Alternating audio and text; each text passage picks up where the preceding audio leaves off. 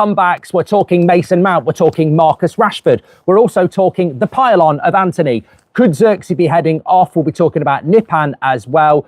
Defence for Rashford from the likes of Sancho and Ian Wright as well. And we are out in the sticks today. Look, at the end of the day, I'm just going to go with it, because if you've been trying before, we've had 2 tries. It's been a bloody nightmare. So we're just going to go with it and get on with it. And there's lots to get on to this morning. Obviously, there is a hope for transfers from Ruben Amorim. We can talk about that a little bit later in the show. I think with the January transfer window approaching, that could be something very, very interesting. But I think what we have seen overnight really is the comeback kings, potentially, or the comeback paupers. Mason Mount's put an Instagram post out. I think he's done more of those than he's actually done appearances. And I'm not joking. I'm not doing it to rile or joke. This is a personal choice, isn't it? Mason Mount has basically come out and said that he is devastated by his latest injury. And we'll talk about that. And then we've had Marcus Rashford, who's been linked with a loan to Barcelona. Will he be involved in the game tomorrow? We expect to react to that at some point in the next 24 hours. But we've had people like Ian Wright coming out saying that Marcus Rashford can't be written off at 27 years of age. He made it into Division 1, or what was the Premier League, when he was 28. So he doesn't believe that people should be writing off Marcus Rashford at 27. But he did go on to say, to be fair, that this would be potentially a new start. You can probably write him off at Manchester United because the end is nigh. We're coming towards the end of the road. But would it be the end of the road in relation to his career? Ian Wright thinks not. Jadon Sancho, I think, did a like or something like that. Don't really care. Jadon Sancho, whatever, Chelsea player, not a Manchester United player. So why does it even matter? But what I did find interesting is that I sort of do agree with Ian Wright in the sense that we might be writing off Marcus Rashford in the sense of a Manchester United career. And, having a couple of days away and just having, a few drinks and a few chats and stuff about it. I think the thing that frustrates me is I feel like I'm on edge. Not because a big polar bear could come out. I'm actually polar bear hunting. So, it's just set up for a polar bear to come from behind, isn't it? I mean, we've had pineapple guy, we've had geese. I'm watching that tree behind me very attentively. Not that one, that one. Something's just good. I mean, it would be marvellous if something did, but I'm not expecting it. Should have thought that through. But what I was going to say is that I do believe that, I don't know whether you're like this as well, but I feel like I'm on tenterhooks at the moment, because I just feel like in the next few hours, we're going to get the story, or maybe tomorrow morning, that Marcus Rashford has been left out of the game for Bournemouth, or Marcus Rashford's involved in the game in Bournemouth. There is no scenario where it doesn't actually end up being a big story. And that in itself is a little bit, unnerving, because it's just the Marcus Rashford show all the time, isn't it? And I want the story to end. Manchester United allowed the story to go out a week and a half ago that we were looking to sell him. He has now said that he basically wants to go. I just think start playing him again. And this is where I take it away from Marcus Rashford and I put it at Manchester United. I think if we start playing him again, then we are sending a confusing message to everybody. I think there is an opportunity now, with 10 days to go until the January transfer window, to just leave him out of the squad completely and look for that January move. And there's more reports coming out this morning that Barcelona would be interested. And this is where I agree with Ian Wright and Jadon Sancho's is that I don't think you can write Marcus Rashford's career off at 27, but I think you can write off his career at Manchester United. And I think everybody just needs to move on. That's the amicable, mature way of looking at it. And I don't think you'll see it on bloody Sky or TalkSport or anything like that. But that's the way to look at it. I think the drama needs to stop for Rashford, for the fans, for the club. Let's amicably find a way for him to go somewhere in 10 days' time and everybody can move on. My fear is Amorim's going to go, no, I'm going to be... I mean, look, I like Amorim. I really like Amorim.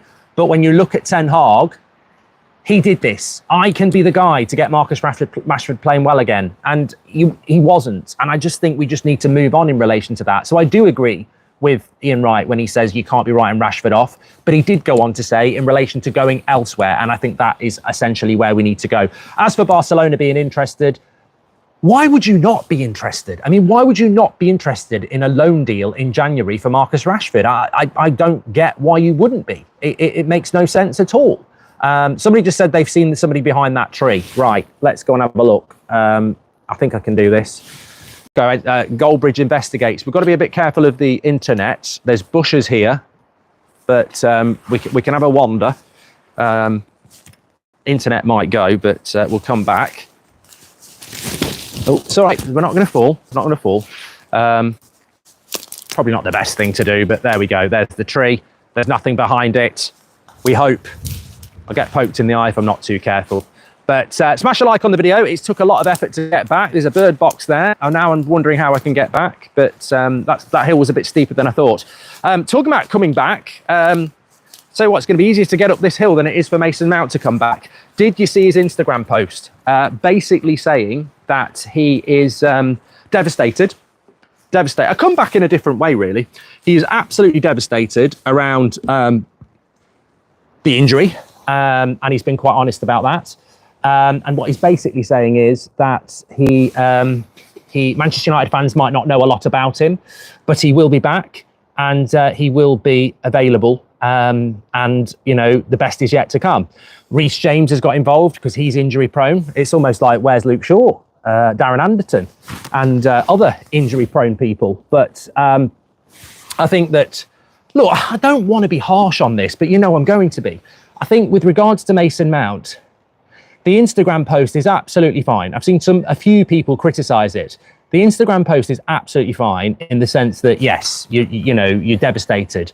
But we are Manchester United. We are 13th in the league. We are nowhere near where we need to be. I know it's Christmas time, Band-Aid's playing, feed the world, but we've fed Mason a lot of money. And I don't have sympathy for him in the sense of, we don't have to wait for you. We don't have to go, oh, poor Mason. Like, at the end of the day, I know it's harsh, but 18 months, about 7 different injuries, 250 grand a week, £1 million a month, and you're not coming back. I don't think you're coming back to the level that you think you are. I think you've got an underlying problem, and I think you're going to come back again, and then there's going to be another breakdown, and then they'll come back, and that is horrible, and I understand the devastation of the player. But I remember Terry Cook, as part of the class of '92, was meant to be one of the best players. Most of you might have heard of him because he got bad injuries. There are so many people that never make the money or have the career that Mason Mount's had. He's won a Champions League. He's played for England. It's harsh, but it's, you know, they're not robots. They're footballers, and some human beings, when they are footballers, are very talented, but have bodies that break down. It's happening to Luke Shaw now. It happened to Phil Jones for years. I just saw that post last night and I was like, I feel really sorry for the lad, but what are we supposed to do as Manchester United fans? Sit and wait and go, oh, you know what? He's got the right character. He's got the right ability. Well, we know that. Amorim said that. I'm sure he has. I think he's a very, very good player. But what are we supposed to do? It's like a wife or a husband when their other half's doing a 5-year stretch in prison and they're saying, wait for me. You don't know what they're up to in prison, in the showers, and you know you've got to wait there for 5 years. You may as well, you know, seal it up and no entry. Like, it's like a lot of people will do that, but we are Manchester United and we should be playing the field a little bit because we are an attractive proposition. Can't believe that story's sort of become that. But my point is, I think that Manchester United, we've got to move on from the Luke Shaws and the Mason Mounts. Everybody's very happy to talk about moving on Marcus Rashford or moving on Jadon Sancho. And I don't think that's wrong. But I also think in the elements of being ruthless and being aggressive, you also have got to be looking at moving on things that are problematic. And on the one hand, you might have a player like Casemiro, who's on 350k a week and is a bench player. You move that on because you can't pay 350 grand a week for a bench player. If Casemiro is on 70 grand a week, you're happy to keep him till he retires because he's a great player to have around, experience, can do a job here and there. But you can't pay 350 grand a week for Casemiro. On the other hand, you can't keep somebody like Marcus Rashford on 325k a week when he's not doing enough and, you know, he's unsettled and he needs a change. But on the other hand, I've got more hands than bloody an octopus. You can't keep Luke Shaw and Mason Mount, who are never fit. You just can't do it. It doesn't matter how good they are. I've said it so many times. Give me Harvey Barnes, who's fit 90% of the season and gives me 7 out of 10, over Mason Mount, who's fit for 30% of the season, but can sometimes give me an 8 or 9.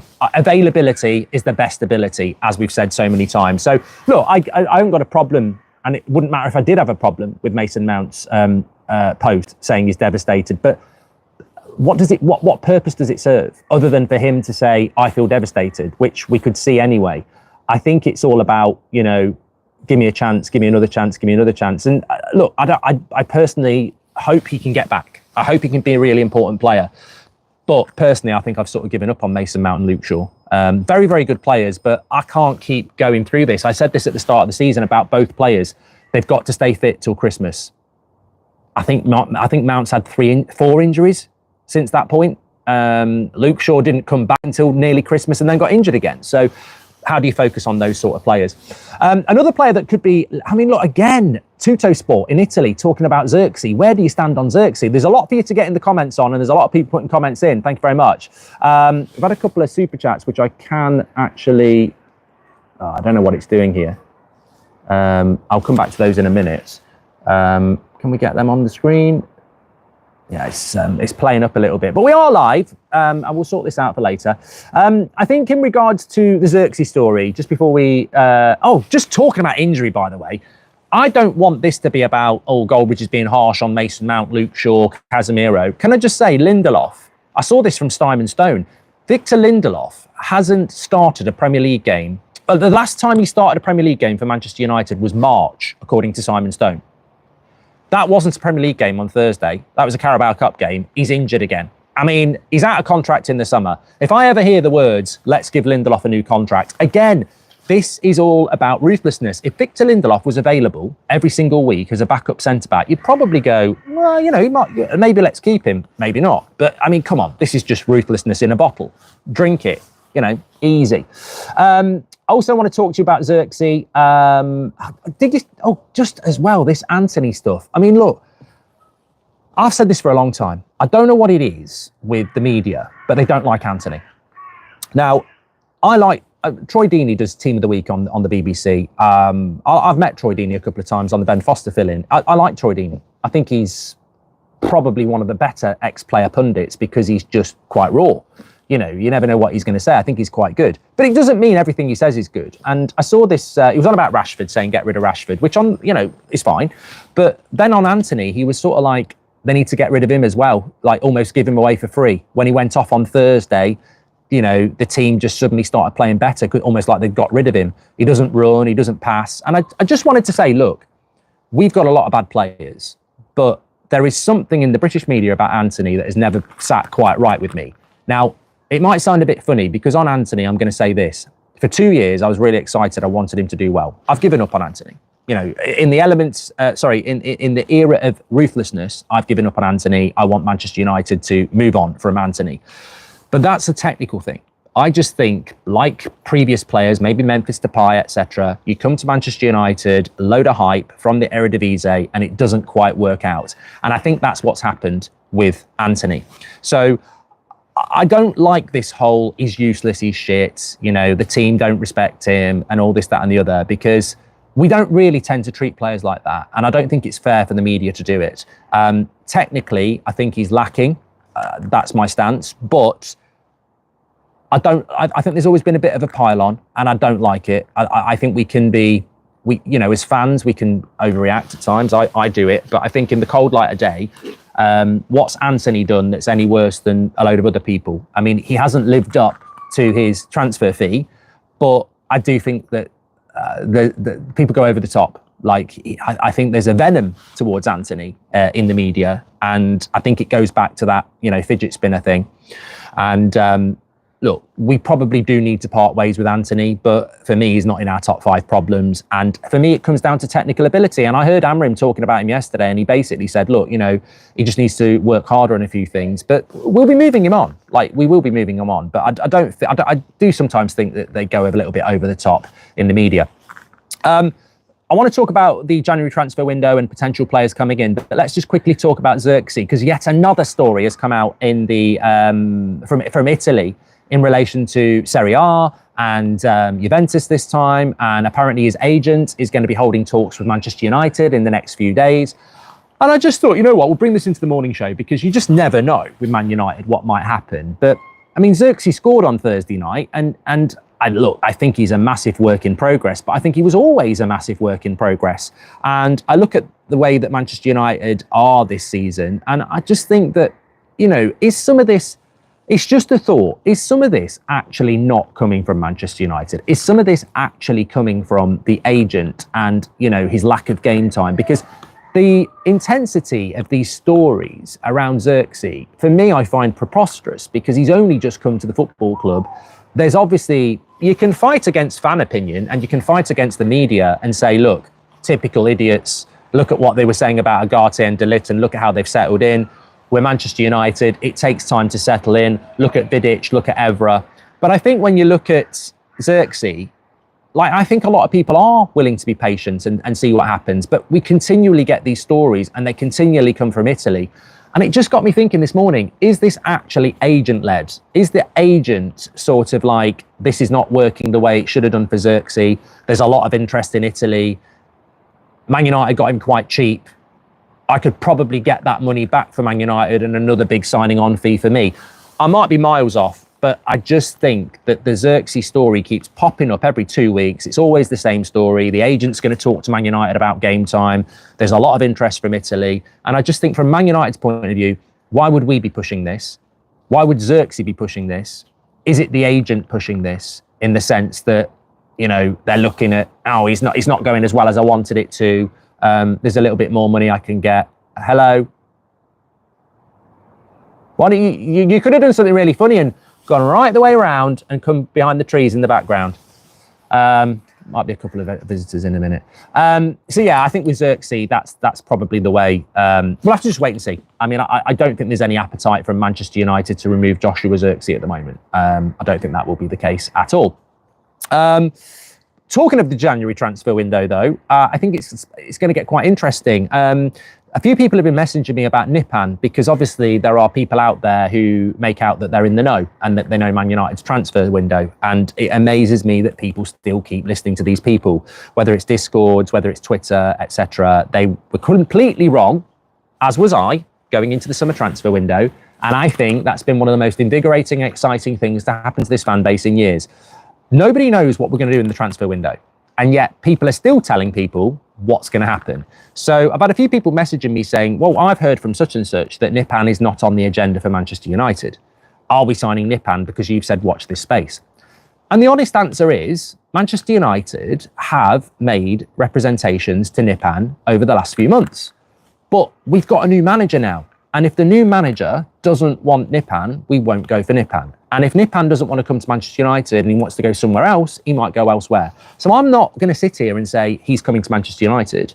What I said was keep your eye on it. And I know that from a couple of different places. But Ornstein, Romano haven't said anything either way on it. And I think it will be a very interesting next few weeks. But it wouldn't surprise me if he signed for Liverpool. It wouldn't surprise me if he signs for PSG. It wouldn't surprise me if he signs for Manchester United. I think that, like Edison yesterday, there's a reassessment of targets in discussion with Amorim around what it is we want and what the priorities are. And it might be that we do want Nipan or we do want Edison, but other things come to the front because Amorim says, I like those players, but I actually need this first. So I think around Nipan, I wouldn't be listening to anybody telling you that Man United aren't interested in this player or that player because nobody bloody knows. Fabrizio doesn't know. David Ornstein doesn't know. Look how quick it hit on Leon, who's now apparently signed for the summer. So I would say keep an eye on Nipan, certainly around the next few weeks. But I enjoy the fact that we're not, that people can't say, I know what's happening here, I know what's happening there. Please do smash a like on the video this show today, because we did try to go live 3 times and we did get live eventually. So it's nice to get away for a couple of days, but it's also nice to be out in the elements. I almost feel like a little fire or something, but it's actually worked quite well because it actually is very windy and noisy, but it shouldn't be coming across that way to you, which is great. And I appreciate that this morning. So yes, January transfer window is what I was talking about. I think that, look, keep an eye on Nipan. It might happen, but essentially, I think there is real hope around Manchester United that they can do some stuff in January because the general feedback is, and I'm not going to get transfer stories, so I can't really give you anything like that, but the general feedback is that although we're still in a very precarious position, there's a reality to that. Everybody understands that Man United, I think for the first time in a long time, Amorim's obviously saying it publicly, but Manchester United, from Sir Jim Radcliffe down, there is an acceptance that we are where we deserve to be. That we're not this Manchester United side that changes a player or a manager and starts fighting for a title. There is a genuine acceptance of the reality. But many people are not happy at the club because people are being sacked and stuff. But other people in the club are quite content with the journey that's ahead and the realities of that. So we go into this January transfer window with hope. There are a number of players that Man United are looking at. Some of them have been described as very difficult deals to do, but not impossible. And some of them are described as possible, but might not be the right deal to do. I think the hope from Amorim is that he can get a couple of players in and a couple of players out, because you can't dismiss a January transfer window when effectively he's going through a pre-season playing real games. So bringing a couple of players in now it's massively beneficial for him. Who those players will be, I personally think we're still going to be looking left-sided because we just don't have a left-sided player, midfield and potentially a striker. So I think it'll be two from those three if we do two deals. Who those players might be, it might be a short-term loan deal on a striker like we were talking about Moani yesterday, which I don't see a problem with, especially if we move Rashford out. In the midfield, I think we're looking more longer-term. What could you do short-term? So maybe that waits till the summer. And then the left side, I think it's what you can get now, probably not a loan deal. So I think the January transfer window is going to be very interesting. I think, look, I'll go back to the start. If there's a loan deal for Barcelona with Rashford, do the deal. They'll cover most of his wages. He might go and score a few goals, and he's never going to come back. So you'll get a load of interest in the summer. I think Rashford might be the one to look at there. I really, really do. But beyond that, you know, there might be another player that you can move out. And effectively, as I've said before, if you move Marcus Rashford out, then obviously if you can move him out permanently, you're going to generate some funds. If you can't move Marcus Rashford out, then potentially, you know, you create a bit of a loan deal for something else. I think that's what it looks like. But yeah, interesting stuff to talk about there. I cannot get this live chat element to work, so I know what I'll do tomorrow. I will make sure that I have my laptop with me so I can read your super chats. Weird, very weird. It just shows you how difficult it is to do streams for longer than 20 minutes when you don't have a live chat to interact with. But I know that you're there because I can see the numbers and I can see the likes going up. So I really appreciate that, as always. Thank you, everybody, for watching. I will be back with you a little bit later on. It was just on the hoof this morning. Please do smash a like on the video. It was a challenging stream to set up this morning, but actually, I think audio-wise and visual-wise, it was fine. It was just other technical issues. Thank you, everybody, for watching. Take care. Stay safe. I hope you're enjoying the weekend before Christmas. Enjoy these special times, and I will speak to you a little bit later on. Take care.